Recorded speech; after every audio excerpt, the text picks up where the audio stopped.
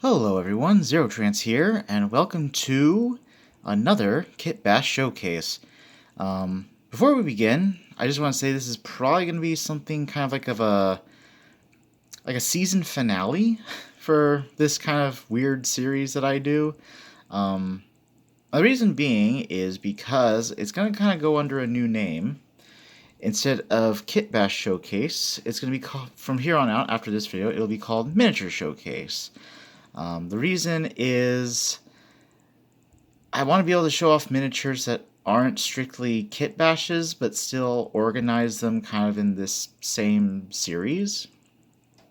Because calling it Kit Bash Showcase, there's a lot of pressure for them to be kit bashes, and I want to be able to show off just mixed mixed stuff, like you know what I mean. So from here on out, this will be the final episode of Kitbash Showcase, and for going forward, it'll be Miniature Showcase. But enough about that.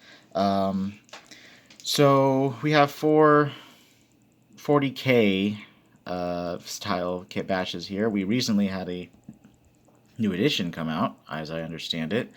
I don't really know what that entails for the wider 40k fan base because I don't really play the war game. I just collect the miniatures and play like other games with them. Uh, um, so yeah, let's get started. So first of all, we have this Cruel Boy Orc Kit Bash with an arm and gun, I believe, from Gene Stealer Cults. I don't know. This kind of guy was very ad hoc. I made him at a gaming club where one of the members brought over just his four huge like storage containers of sprues, and basically allowed us to pick and choose bits from them as long as it was within reason, which is pretty cool of him. And I decided to make this orc guy out of what I got from there. Some of the stuff I got from there. I got some other stuff from there too. Um, I really like the look of the Cruel Boys from Age of Sigmar. I know not everyone does. I don't like not everyone likes their like skinnier kind of proportions, but I think they're a neat take on orcs. And I always wanted to do like a kind of like a space orc version of one. This back part here, this is my attempt at least at fur from green stuff. All my green stuff got dried up and kind of messed up afterwards. So, or not afterward, not specifically after this project, but not long after I tried to use more. So I'm out of green stuff, and as I understand it, the green stuff factory or whatever it's called recently closed down. So who knows how that's going to be handled. So I guess everyone, if you mold with green stuff, get your hands on some green stuff now because it might be your last chance ever. But anyway, yeah, he's pretty cool. I like him. Next we have this. He's actually the interrogator for my Order Hereticus Inquisitor warband. I named him Lucius Payne. He's got some other bits I got from that event. Obviously, his core mini is Amos from Age of Sigmar. Hexbane's Hunters kit, which is a super cool kit if you want to make like Inquisitor-y kind of stuff. I believe the pistol and sword are from Grey Knights.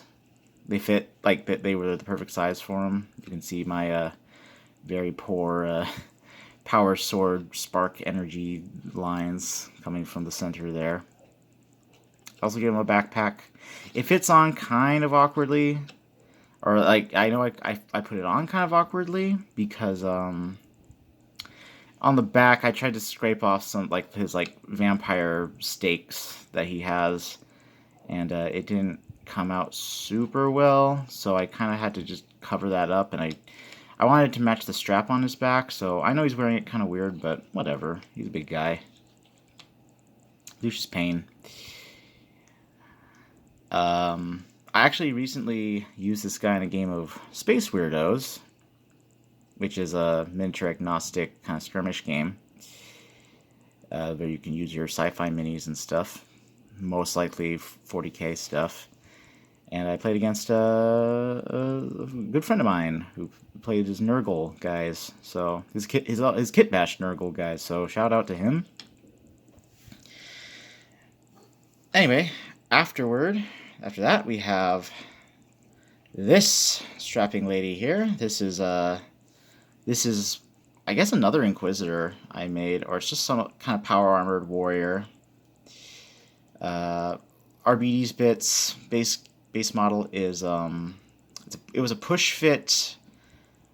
Shoot, what are they called? Stormcast Eternal, but I don't remember which specific Eternal was. I think they're called like the Liberators, I think, because they're the ones with the big hammers, like the big like one-handed hammers. Anyway, this arm right here is RBD's, but the other arm is just Stormcast, and it's covered by the shield, so you can't really tell that they're different. Adeptus Sororitas backpack on the, or power pack on the back with the fleur-de-lis cut off, because it's really the only power pack I had, and but it came out really nice.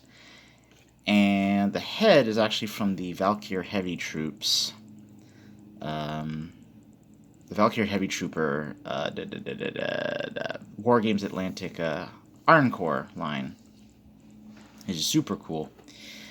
This is actually I know, of course, there's other bits and bobs from stuff like these two, like the twin pistol holsters are also from Adeptus Sororitas and stuff.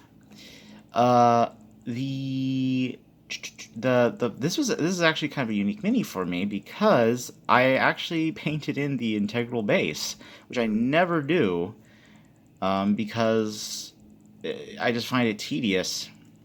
I know that's like what you're supposed to do to make it tabletop standard. Like you're supposed to put like basing materials on your bases or paint in the integral base, but I just don't do that because it's just tedious for me, and I don't really want to invest money in basing materials. But the reason is because most of this armor was black and all the scenery is black, it kind of had this unfinished look to it. So I decided to just paint in the integral base with some basic kind of sandy colors and some stone light colors. Anyway, I was originally going to make her Ordo Hereticus, like a hardline Ordo Hereticus, but I decided to go with Ordo Malleus instead because I see a lot of Ordo Malleus Inquisitors wearing power armor and heavy weaponry, so I felt that was like more fitting for her. Anyway, and then last but not least, the big guy.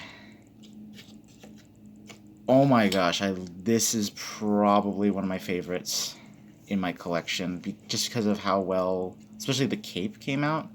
Like, I'm not a master painter by any means, but this guy came out pretty darn good, even if I do say so myself. I showed him off in the last Kitbash video, but he was unpainted then, and here he is. I do kind of wish I hadn't painted this part pure gold. I have a tilting shield bit from another Space Marine kit, and I'm thinking of just slapping it on there and painting it like the dark blue of his armor, just to cover it up and maybe make it a little more coherent. But otherwise, it's fine. Anyway, this is some kind of Night Lord leader, hero, champion guy.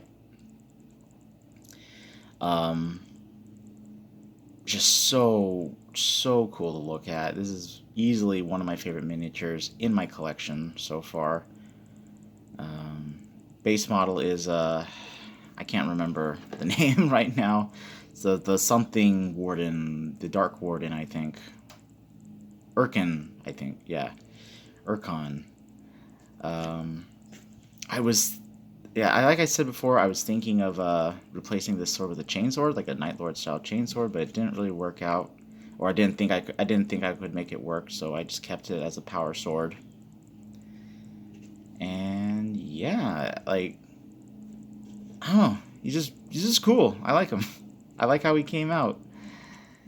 Anyway, So yeah, not a bad way to finish off this first kind of run, this kind of test run of me showing off my toy soldiers. um, I definitely want to do more of this. I have some more bits coming in the way and some more things planned. Um, I still someday want to do like some kind of like battle report for the channel. I just have not been able to organize something like that even solo because I keep getting distracted with other things where I'm just like, I don't want to do it. It's too much work. But I really should do it sometime and actually put these miniatures to use outside of just showing them off. Anyway, thank you for watching. If you made it this far, please feel free to leave a like, comment, and maybe a subscribe. But no pressure by any means. I don't really do this for the fame, but you know those little bits of interaction, even if they're small, do kind of help me keep going just a little bit. They don't have to, and yeah. So again, thank you if you watched this far, and I will see you hopefully someday soon. Glory to the Imperium.